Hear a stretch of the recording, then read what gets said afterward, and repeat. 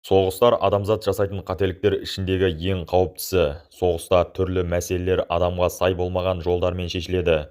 Соғыста кім жеңіп шықса да, жүздеген, мыңдаған, миллиондаған құрбандардың, әсіресе тепсе темір үзетін жас жігіттердің өлі денесінің үстінде жеңіс туы тігіледі.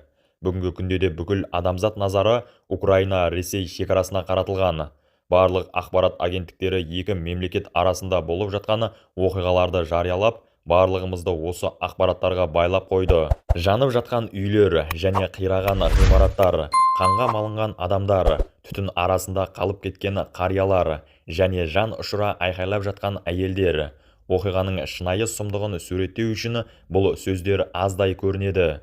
Өкінішке орай, Ресей мен Украина байланыстарында ең ауыр және қорқынышты сценарий орын алды. 2022 жылдың 2 ақпанынан басталған Ресей мен Украина ортасындағы қақтығыс аз уақыт ішінде басталмаған. Барлығымызға белгілі, Ресей мен Украина тарихы бір-бірімен тығыз байланысты. Владимир Путин өзінің жолдауларында орта ғасырда Украина және Беларусь халықтары Ресейдің бір бөлігі, яғни Киев Русінің құрамына кіргенін, және олардың барлығы бір халық екенін айтқанда, ол бір жағынан шындық. Бірақ басқа жағынан алғанда, орыстар мен украиндар әрқашанда бір жолмен жүрмегені, мұның нәтижесінде қандас, бірақ басқаша тіл және мәдениет қалыптасқанын да айтып өткен жөн. Сонымен қатар, бұрынғы Совет үкіметі тарап кеткеннен кейін, әр екі республика жеке-жеке мемлекетке айналғаны. Олар арасында болса тағы бір айырмашылық, саяси айырмашылық қалыптасқанын да айтуға болады. Киев үкімет алмасуымен көбірек батыс демократиясына қарай жол алды, ал Мәскеу болса басқа жолды таңдады. Бүгінгі соғыс соңғы 30 жылдық саясат нәтижесі. Оны 3 кезеңге бөліп қарастыруға болады. 1991 жылы желтоқсан айында Украина, Ресей және Беларуспен КСРО тарағанын мөрлеген 3 республиканың бірі еді.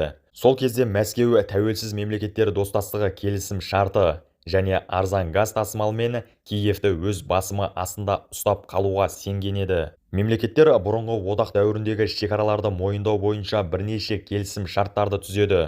Бірақ ең нәзік жері Қырым түбегіндегі Севастопольге иелік ету және бұрынғы КСРОның Қара теңіз флотына кім иелік етеді деген сұрақ ортаға тасталғанда, екі жақ арасында түсініспеушіліктер орын алды. Бұдан бөлек, Украинада бұрынғы одақтан өте үлкен армия және әлемдегі үшінші ірі ядролық арсенал мирас болып қалған еді. Ал ядро клубы болса жаңа мүшелерді ұнатпайды. Сол үшін халықаралық келісім, қауіпсіздік кепілі және экономикалық көмек есебінен Украинаға ядролық арсеналдан бас тартуға мәжбүр етеді.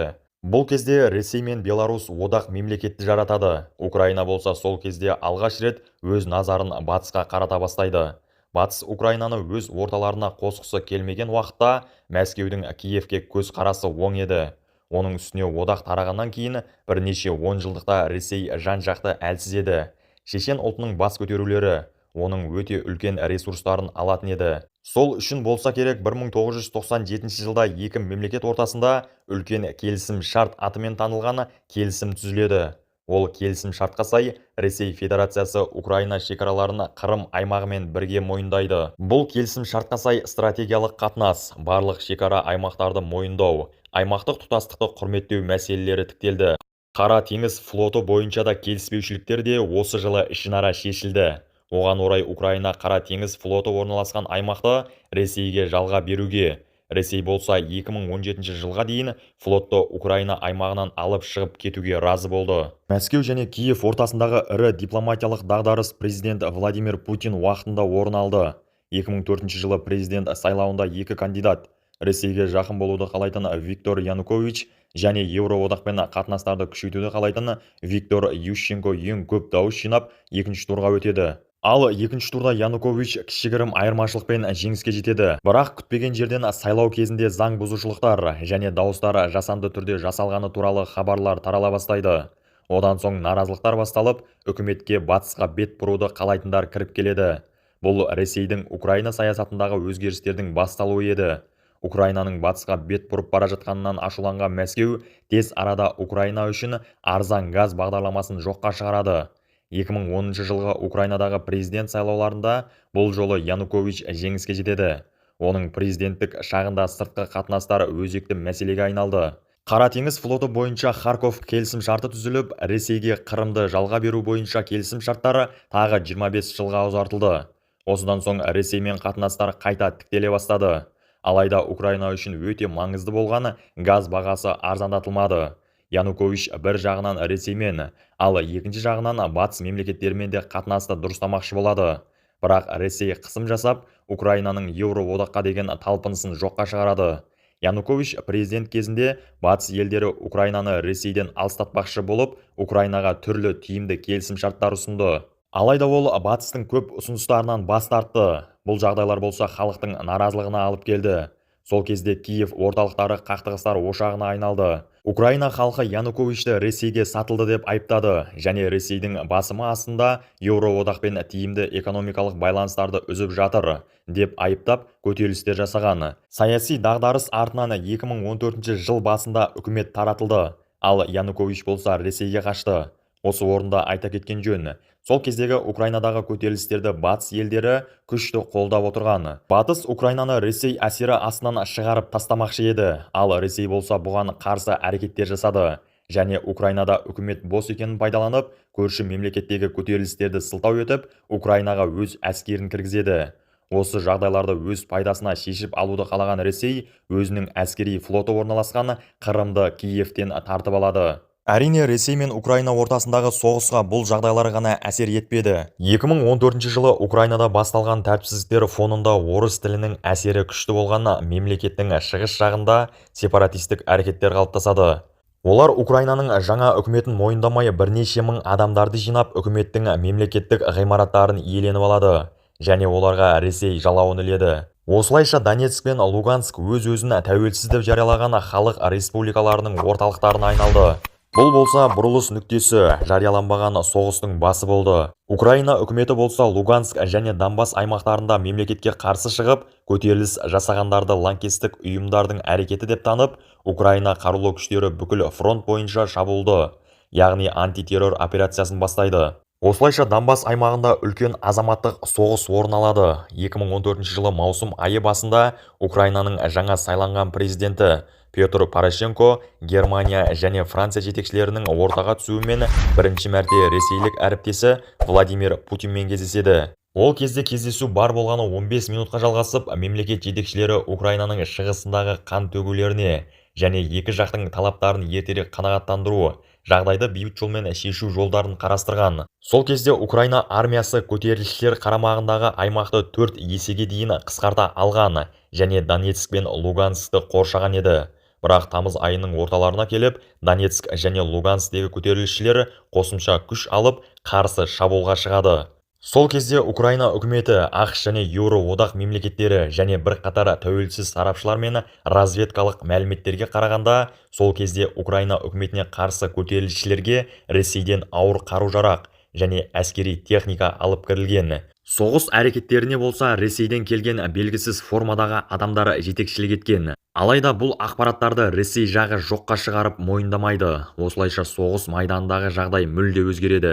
Украина армиясы өз позицияларын жоғалта бастайды, және бірнеше мың украиналық әскерлері қоршауда қалып кетеді. Украина үшін осындай қиын жағдайда үш жақты байланыс мүшелері, яғни Беларусь, Ресей, Украина президенттері Минскте жиналады, және Украинаның шығысындағы жағдайды бейбіт жолмен шешу үшін келісімшарт түзеді. Бұл келісімшартқа қарамай жағдай өте қиын күйде қалған еді. 2015 жылы батыс елдері мен Украина және Ресей жетекшілері ортасындағы келісім тағы да Минскте болып өтеді. Бұл жолы Ресей, Германия, Франция және Украина келісімдері 16 сағатқа жалғасқан.